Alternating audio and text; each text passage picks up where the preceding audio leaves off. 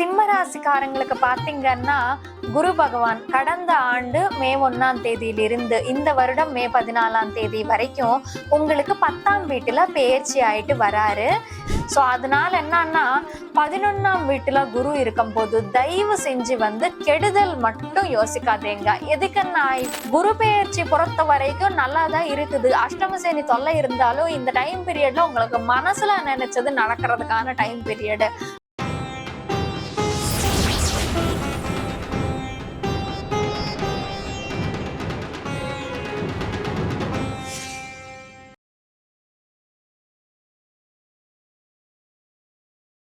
Rudran astro நேயர்கள் அனைவருக்கும் வணக்கம்.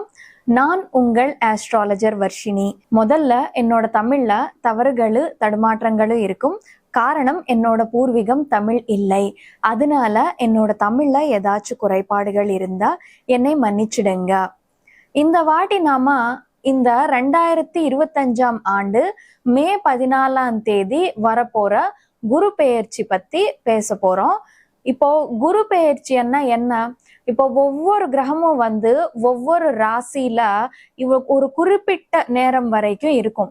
இப்போ சந்திரன் பாத்தீங்கன்னா 2.5 நாள் ஒரு ராசியில இருப்பாங்க. அப்படியே இந்த சுக்கிரன் 20 நாள் ஒரு ராசியில இருப்பாங்க. புதன் 20 நாள் ஒரு ராசியில இருப்பாங்க. செவ்வாய் ஒரு ராசியில 45 நாள் இருப்பாங்க. சூரியன் ஒரு ராசியில 30 நாள் இருப்பாங்க. அப்படியே இந்த குரு ஒரு ராசியில ஒரு வருஷம் இருப்பாங்க. சனீஸ்வர பகவான் பாத்தீங்கன்னா ஒரு ராசியில 2.5 வருஷம் இருப்பாங்க. அதனால நமக்கு பெயர்ச்சியில குரு பெயர்ச்சிக்கு சனி பெயர்ச்சிக்கு ரொம்ப முக்கியத்துவம் கொடுத்திருக்கப்பட்டிருக்குது. இப்போ இந்த குரு பெயர்ச்சி பாத்தீங்கன்னா போன வருஷம் மே 1ஆம் தேதியிலிருந்து இந்த வருஷம் மே 14ஆம் தேதி வரைக்கும் குரு பகவான் ரிஷப ராசியில பெயர்ச்சி ஆயிட்டு வந்தாரு. இப்போ இந்த மே 14ஆம் தேதி ரிஷப ராசியை விட்டுட்டு மிதுன ராசிக்கு போக போறாரு குரு பகவான். இப்போ மிதுன ராசியில பயணம் செய்யக்கூடிய குரு பகவான் எல்லா ராசிக்காரங்களுக்கு எந்த விதமான பலன்கள் கொடுக்க போறாருன்னு சொல்லிட்டு நம்ம பார்ப்போம். இப்போ இந்த சிம்ம ராசிக்காரங்களுக்கு இந்த குரு பெயர்ச்சி எந்த மாதிரியான பலன்கள் கொடுக்க போகுதுன்னு சொல்லிட்டு நம்ம பார்ப்போம். சிம்ம ராசிக்காரங்களுக்கு பாத்தீங்கன்னா குரு பகவான் கடந்த ஆண்டு மே 1ஆம் தேதியிலிருந்து இந்த வருடம் மே 14ஆம் தேதி வரைக்கும் உங்களுக்கு 10ஆம் வீட்டுல பெயர்ச்சி ஆயிட்டு வராரு. இப்போ இந்த ஆண்டு மே 14ஆம் தேதிக்கு அப்புறமா உங்களுக்கு 10ஆம் வீட்டை விட்டுட்டு 11ஆம் வீட்டுல பெயர்ச்சி ஆக போறாரு.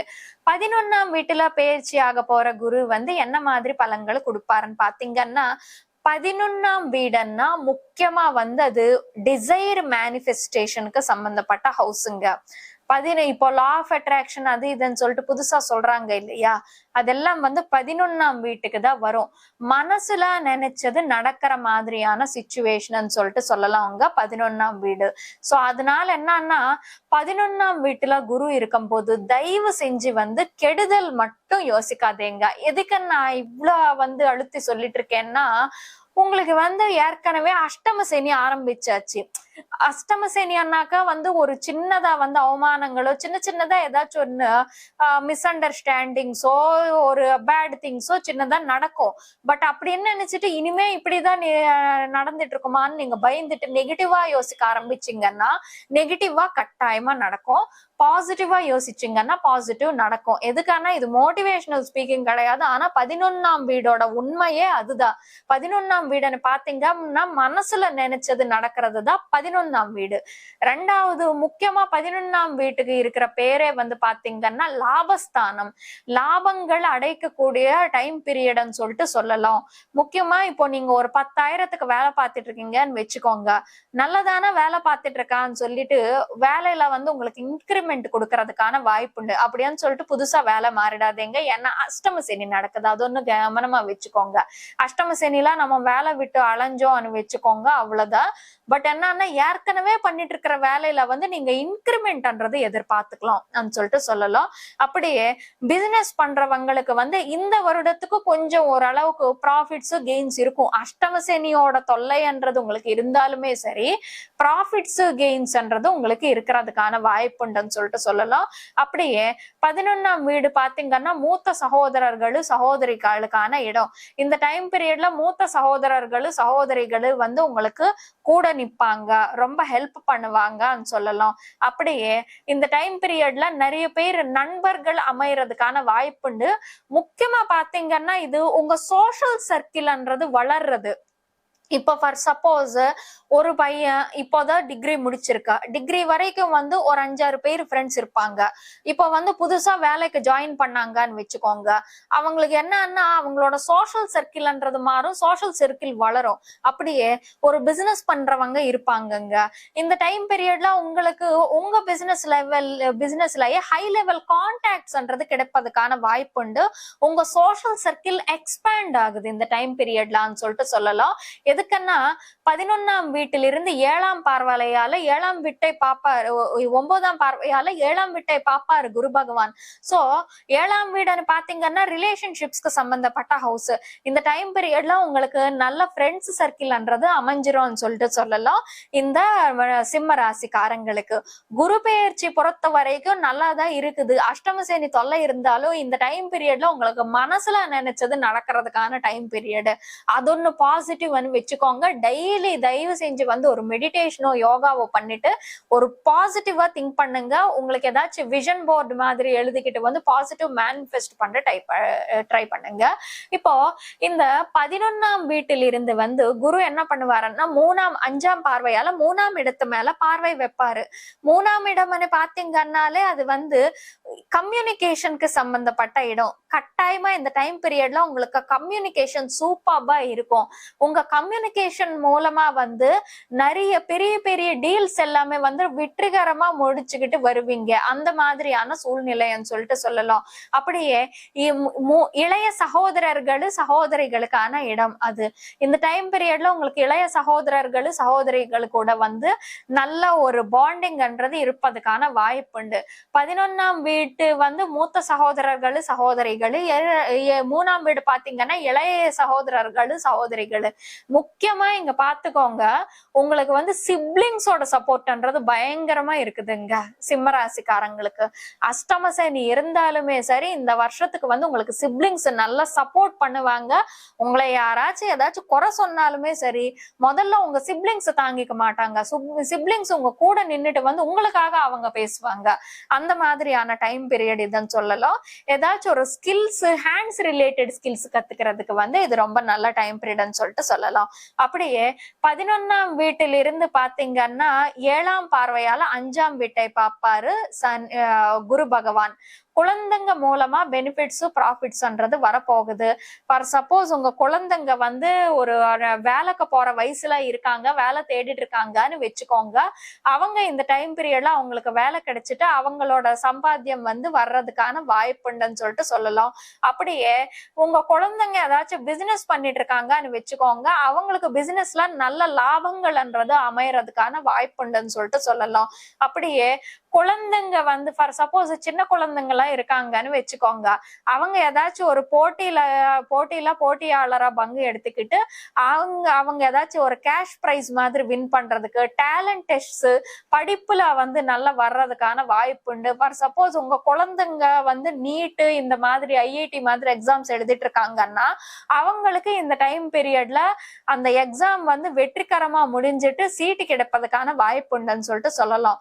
சில்ட்ரன் ஹாப்பினஸ்ன்றது இருக்குது இந்த சிம்ம ராசிக்காரங்களுக்கு இந்த டைம் பீரியட்ல. இப்போ 11ஆம் வீட்டிலிருந்து வந்து 9ஆம் பார்வையால 7ஆம் வீட்டை பார்த்துட்டு இருப்பாரு. 7ஆம் வீடுன்னு பாத்தீங்கன்னா ரிலேஷன்ஷிப்ஸ்க்கு சம்பந்தப்பட்ட ஹவுஸ். சில பேருக்கு வந்து மேரேஜ் ஆகாதவங்களுக்கு இந்த டைம் பீரியட்ல மேரேஜ்ன்றது முடிஞ்சிடும். பட் வேணாம், எதுக்குன்னா மேரேஜ் ஆகிறதுக்கு சிச்சுவேஷன்ஸ் வந்தாலுமே சரி அஷ்டம சனியில வந்து கல்யாணம் பண்ணிக்க கூடாது. அதனால அது நாம அப்புறமா பேசிக்கலாம். பட் மேரேஜ் ரிலேஷன்ஷிப்ஸ்க்கான சிச்சுவேஷன்ன்றது உங்களுக்கு அமைஞ்சிரும். இன்கேஸ் ஃபார் சப்போஸ் நீங்க புதுசா ரிலேஷன்ஷிப்ல வந்திருக்கீங்கன்னு வச்சுக்கோங்க, ஒரு 2 இயர்ஸ் வந்து கல்யாணத்தை தள்ளி வச்சுக்கிட்டா பெஸ்ட். ரிலேஷன்ஷிப்ஸ் நல்ல பாண்டிங்ன்றது ஏற்படுறதுக்கான வாய்ப்புண்டு. வைஃபோட சப்போர்ட் வந்து உங்களுக்கு தாராளமா கிடைச்சிரும் இந்த டைம் பீரியட்ல சொல்லலாம். முக்கியமா ஃப்ரெண்ட்ஸ், சோஷியல் சர்க்கிள் வந்து இந்த டைம் பீரியட்ல நல்லா மெயின்டைன் பண்ணுவீங்க. இந்த டைம் பீரியட்ல உங்களுக்கு எந்த மாதிரி ஃப்ரெண்ட்ஸ் கிடைப்பாங்கன்னா, உங்களுக்காக எது வேணாலும் செய்வாங்க, அந்த மாதிரி ஃப்ரெண்ட்ஸ் கிடைப்பாங்க. ஸோ இந்த டைம் பீரியட்ல கிடைச்ச ஃப்ரெண்ட்ஸை வந்து நீங்க லைஃப் லாங் மெயின்டைன் பண்றது ரொம்ப பெஸ்ட். எப்படின்னா, இந்த டைம் பீரியட் எதுக்கு நல்லதுன்னா, நமக்கு லாங் டர்ம் ஃப்ரெண்ட்ஸ் அமைவாங்க, அந்த மாதிரியான டைம் பீரியட்னு சொல்லிட்டு சொல்லலாம் இது உங்களுக்கு. இப்போ இந்த சிம்ம ராசிக்காரங்களுக்கு பாத்தீங்கன்னா, கொஞ்சம் 11ல குரு இருக்கும்போது நல்ல லாபங்கள் கொடுப்பாரு. எல்டர் சிப்ளிங்ஸ் கூட நல்ல ரிலேஷன்ஷிப்ஸ் எல்லாமே கொடுப்பாரு. பிசினஸ் பண்றவங்களுக்கு, முக்கியமா பாத்தீங்கன்னா வியாபாரம் பண்ணிட்டு இருக்கிறவங்களுக்கு இது நல்ல டைம் பீரியட்னு சொல்லிட்டு சொல்லலாம். அப்படியே ப்ரொஃபஷன்ல வந்து ஏதாச்சும் இன்கிரிமெண்ட்ன்றது வர்றதுக்கு நல்ல டைம் பீரியட்னு சொல்லலாம். ப்ரொஃபஷன்ல முன்னேற்றம் இருக்கிறதுக்கு நல்ல டைம் பீரியட். ஆனா புதுசா தொழில் ஆரம்பிக்கிறதுக்கு நல்ல டைம் பீரியட் கிடையாது. ஏன்னா அஷ்டம சனி கூட உங்களுக்கு போயிட்டு இருக்குது. அது ஒண்ணு கவனிச்சுக்கிட்டே இருக்கணும் நீங்க. இது இந்த சிம்ம ராசிக்காரங்களுக்கான பலன். இப்போ சிம்ம ராசிக்காரங்களுக்கு வந்து நம்ம என்ன ரெமெடி பண்ணலாம்னு சொல்லிட்டு பார்ப்போம். சிம்ம ராசிக்காரங்களுக்கு பாத்தீங்கன்னா, குரு பொறுத்த வரைக்கும் நம்ம குரு பெயர்ச்சி பத்தி தான் பேசிட்டு இருக்கோம். ஆனா குரு பொறுத்த வரைக்கும் எந்த ரெமெடியும் தேவையில்லை உங்களுக்கு. அவர் நல்ல இடத்துலதான் இருக்காரு, நல்ல இடத்துல மேலதான் பார்வை வச்சிருக்காருன்னு சொல்லிட்டு சொல்லலாம். ஆனா கொஞ்சம் குரு கொடுக்கிற நல்லதுன்றது சனி கெடுக்கிறதுக்கான வாய்ப்புண்டு. அதனால சனிக்கு மட்டும் நம்ம இந்த டைம் பீரியட்ல கொஞ்சம் ரெமெடி பண்ணா நல்லா இருக்கும். சனிக்காக வந்து ஆஞ்சநேயருக்கு முன்னால விளக்கேத்து வச்சுட்டு ஹனுமான் சாலிசா ஒண்ணு, ஹனுமான் ஆபத்துத்தார ஸ்தோத்திரம் ஒண்ணு படிச்சீங்கன்னா உங்களுக்கு கொஞ்சம் நல்ல பலன்கள் அன்றது அமையும் சொல்லிட்டு சொல்லலாம். இது சிம்ம ராசிக்காரங்களுக்கான பலன். மத்தபடி இந்த சிம்ம ராசிக்காரங்களுக்கு இந்த குரு பெயர்ச்சி எல்லா விதமான நல்ல பலன்கள் கொடுக்கணும்னு சொல்லிட்டு அந்த கடவுள் கிட்ட வேண்டிக்கிட்டு சர்வே ஜனா சுகினோ பவந்து. இந்த மாதிரியான ஜோதிட பலன்களு, பெயர்ச்சி பலன்களு, ஜாதக பலன்களு தெரிஞ்சுக்க ருத்ரன் ஆஸ்ட்ரோ யூடியூப் சேனலுக்கு வந்து சப்ஸ்கிரைப் பண்ணுங்க. நோட்டிபிகேஷன்ஸ்க்காக பக்கத்திலே இருக்கிற பெல் ஐகானே கிளிக் பண்ணிக்கோங்க. இந்த வீடியோ உங்களுக்கு பிடிச்சிருந்தா லைக் பண்ணுங்க, ஷேர் பண்ணுங்க. கீழே காமெண்ட் செஷன்ல காமெண்ட் பண்றது மட்டும் மறக்காதீங்க. அப்படியே யாராச்சும் பர்சனலா கன்சல்டேஷன் எடுத்துக்கணும்னு நினைச்சுக்கீங்கன்னா கீழே பிளே ஆயிட்டு இருக்கிற நம்பருக்கு வந்து நீங்க வாட்ஸ்அப் பண்ணி விடுங்க. நன்றி.